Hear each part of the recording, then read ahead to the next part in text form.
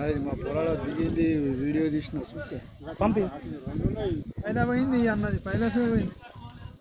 నిజామాబాద్ జిల్లా రూరల్ ప్రాంతంలో తరచూ ఈ యొక్క ట్రాన్స్ఫార్మర్ దొంగలు బీభత్సం సృష్టిస్తూ ఉన్నారు. అలాగే ఈ రూరల్ నియోజకవర్గంలో ఉన్నటువంటి ఈ పోలీస్ శాఖకు సవాలు విసురుతున్నటువంటి పరిస్థితి కనబడతా ఉంది. అయినప్పటికీ కూడా ఈ యొక్క దొంగలను పట్టినటువంటి పరిస్థితి ఎక్కడ కూడా కానరావడం లేదు. మరి ఈ యొక్క రైతుల పట్ల ఎందుకు పోలీస్ శాఖ నిర్లక్ష్యం వహిస్తుందో అనేటువంటి దానిపైన గ్రామస్తులు ఆరోపిస్తూ ఉన్నారు. కొన్ని చోట్ల ఈ రూరల్ ప్రాంతంలో ఈ అన్సన్పల్లి కానీ అలాగే చిన్న చిన్న ఉన్నటువంటి గ్రామాలలో టార్గెట్ చేసుకొని ఈ దొంగలు ఈ యొక్క పొలాల వద్ద ఉన్నటువంటి ట్రాన్స్ఫార్మర్లను అలాగే ఈ మోటార్లకు ఉన్నటువంటి కేబులను కూడా దొంగిలించినటువంటి పరిస్థితి కనబడతా ఉంది. ఇదే కోణంలో మనం దర్పల్లి మండలంలో గతంలో ఉన్నటువంటి ఈ యొక్క మన ఇందల్వాయి మండలము అన్సన్పల్లి గ్రామంలో జరిగినటువంటి దాదాపుగా 7 నుంచి 8 ట్రాన్స్ఫార్మర్లు దొంగలించినప్పటికీ కూడా ఆ ఘటనపై ఇప్పటి వరకు కూడా పోలీసు వారు విచారణ చేపట్టినప్పటికీ కూడా దొంగలు పట్టినటువంటి పరిస్థితి కనబడతా లేదు. అలాగే ఈ యొక్క రైతులంతా కూడా ఈ జరిగినటువంటి ఘటన పైన ఫిర్యాదు చేసినప్పటికీ కూడా ఇప్పటికీ దొంగలను పట్టుకొని వాటిపైన ఆచూకీ అని తెలిసినటువంటి పరిస్థితి కనబడతా లేదు. మరి ఎందుకు ఈ యొక్క రైతుల పట్ల నిర్లక్ష్యం వహిస్తూ ఉన్నారో మరి తెలిసినటువంటి పరిస్థితి కనబడతా లేదు. మరి ఈ దొంగలంతా కూడా తరచూ జరుగుతూ ఉన్నప్పటికీ కూడా మరి పోలీస్ శాఖకు సవాలు విస్తున్నప్పటికీ కూడా చర్యలు తీసుకున్నటువంటి పరిస్థితి కనబడతా లేదు. ఇదే కోణంలో ఈ యొక్క గత వారం రోజుల క్రితం జరిగినటువంటి సంఘటన మరొక ముందే దర్పల్లి మండలంలో ఉన్నటువంటి ఈ యొక్క దర్పల్లి గ్రామంలో ఈ చుట్టుపక్కల ఉన్నటువంటి గ్రామాల్లో అన్సన్పల్లి కావచ్చు అలాగే వాడి మన ఉన్నటువంటి దర్పల్లిలో కూడా ఈ యొక్క ఘటన జరుగుతూ ఉన్నాయి.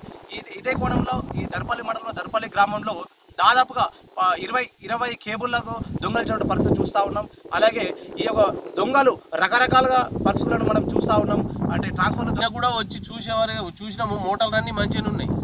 ఈరోజు పొద్దున వచ్చి చూసేవరకల్లా సుమారు ఈ 15 నుంచి 20 మోటార్ల దగ్గర కేబుల్ దొంగిలించడం జరిగింది. ఇంతకుముందు కూడా ఇదే ఏరియాలో 2 సార్లు జరిగింది.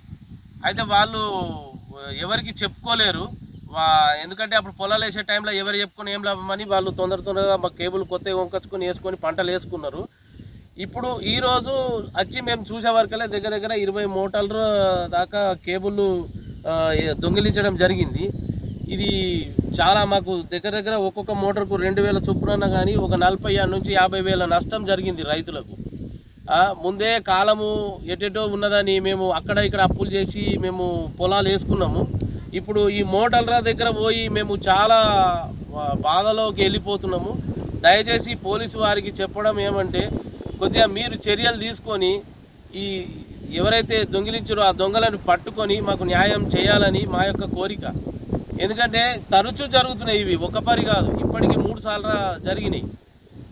ఈరోజు మాత్రం పెద్ద ఎత్తున జరిగినాయి. రాత్రి కొద్దిగా పెట్రోలింగ్ చేస్తారా ఏం చేస్తారో కానీ చర్యలు తీసుకొని వాళ్ళని పట్టుకొని ఎంత తొందరగా పట్టుకుంటే అంత తొందర. ఎందుకంటే మేము మళ్ళీ కొత్త తెచ్చి పెట్టుకున్నా అని ఉంటాయన్న గ్యారంటీ లేకుండా అయిపోయింది.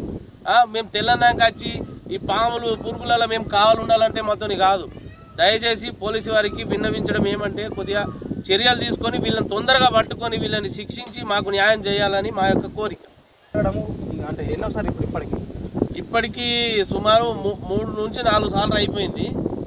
ఎందుకంటే అప్పుడు పొలాల టైం కాబట్టి మేము కంప్లైంట్ ఇచ్చేంత టైం లేకుండా, ఎందుకంటే మాకు వర్షాలు లేక ఎంట పొలాలు తుకాల ఈతకొచ్చి మేము ఎక్కడికి వెళ్ళలేక బిజీలో ఉండి మేము పోలీసు వారి దగ్గరికి వెళ్ళలేకుండా ఉన్నాం. కానీ ఇప్పుడు వచ్చి చూస్తే ఇది పెద్ద ఎత్తున, అంతకుముందు ఒక 5-10 మోటార్లు పోయినాయి కానీ ఇప్పుడు 20 మోటార్ల దాకా కేబుల్ దొంగిలించడం జరిగింది.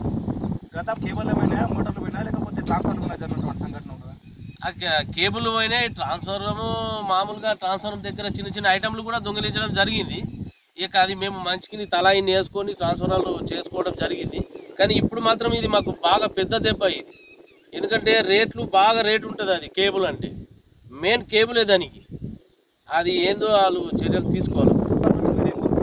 అది నష్టపరిహారానికి ఇప్పుడు ఎవరైతే రైతులందరూ ఉన్నారు కదా, ఈ రైతులంతా కలిసి ఈ యొక్క మోటార్లు అంటే ఎవరెవరి దగ్గర ఉన్నటువంటి మోటార్ల పైన కేబుల్ కానీ మోటార్లు కానీ పెరిగినటువంటి కదా దానిపైన ఆర్థిక నష్టం ఎట్లా పూడ్చుతారు, మీరు ఏ రకంగా తీసుకుంటారు దానిపైన? ఇక అది వాళ్ళే చెప్పాలా. ఎందుకంటే మేము ఆల్రెడీ పెట్టుబడి పెట్టి పొలం వేసినాం, సాకిలో తెచ్చి పొలాలు వేసుకున్నాం. ఇప్పుడు మళ్ళీ మేము కొనుక్క రావాలంటే మాకు అది పెద్ద మళ్ళీ బాకీ వేయాల్సి వస్తుంది. కాబట్టి ఇది వాళ్ళకే తెలియాలా. మాకు వాళ్ళ దొంగలను పట్టించి మరి ఇప్పిస్తారా మరి ఏం చేస్తారో వాళ్ళకే తెలుసు. ఇక ఇట్లా చెక్ చేస్తే బాగుంటుందేమని అనుకుంటున్నాం. సత్యమల్ల రైస్ మిల్ దగ్గర ఎల్లమ్మ టెంపుల్ కాడ ఉన్నది, అక్కడ నైట్లో ఎవరు ఇంటర్వ్యూ అవుతారు నైట్లో ఇక్కడ ఎన్ని గంటకి వస్తారు మళ్ళీ ఏర్పడతాయని మాకు కెమెరా చెక్ అనుకోవాలి. సంచులల్లా తీసుకొని పోతే అది సంచులు వేసుకొని పోతారు కాబట్టి దాన్ని కొంచెం తొందరగా అబ్జర్వ్ చేస్తే పలానా మనుషులని వాళ్ళు అని మనం పిలిచిన ఏ ఏరియాలో ఇక్కడ వాళ్ళు అనేది వాళ్ళకైనా తెలుస్తుంది, మాకైనా తెలుస్తుంది. 3 సార్లు ఇప్పుడు కేబుల్ పోయింది. ఒక్కోసారి పోయినప్పుడల్లా ఇది పొలాల నడి మధ్యలో ఉన్నది బోర్ మోటరు. అయితే ఒడ్డుకు నేను డబ్బా పెట్టుకున్న పొలాలకు ప్రతిసారి దిగలేమని ఈ ఒడ్డు నుంచి పొలాల కంటే 25 మీటర్ల పొడవు కేబుల్ వైర్ ఉంటుంది. అంత పొడవు మొత్తం కోసుకపోయారు. ఇది ఈసారికి 3వ కోసుకపోదు. ఇప్పుడు ట్రాన్స్ఫార్మర్ దొంగలు కానీ కేబుల్ దొంగలు కూడా ఈ దాదాపు రూరల్ ప్రాంతంలో ఉన్నటువంటి చిన్న చిన్న గ్రామాలను టార్గెట్ చేసుకొని ఈ తరచు దొంగతనం జరుగుతూనే ఉంటుంది.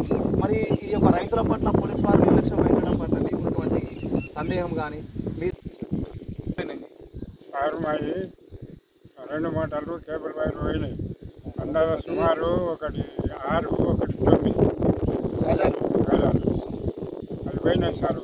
మేము చర్చ చేసుకోకపోతే మేము ఎట్లా పడుతుంది ఇట్లా దాని మా పక్క పైన కూడా 3 పోయినాయి. అటు ఇంకా అవతల ఎందరూ పోయినాయి సార్. మీరు ఇట్లా చర్చ తీసుకోకపోతే మేము బతకలేము. రైతులం ఇంకా ఇంకెందరూ పోయినాం. నేనైతే చూసిన 5 మూటలు 5 పోయినాయి, 2 పోయినాయి. ఇంకా ఎన్ని పోయినా అక్కడ చుట్టుపక్కల తెలుస్తారు.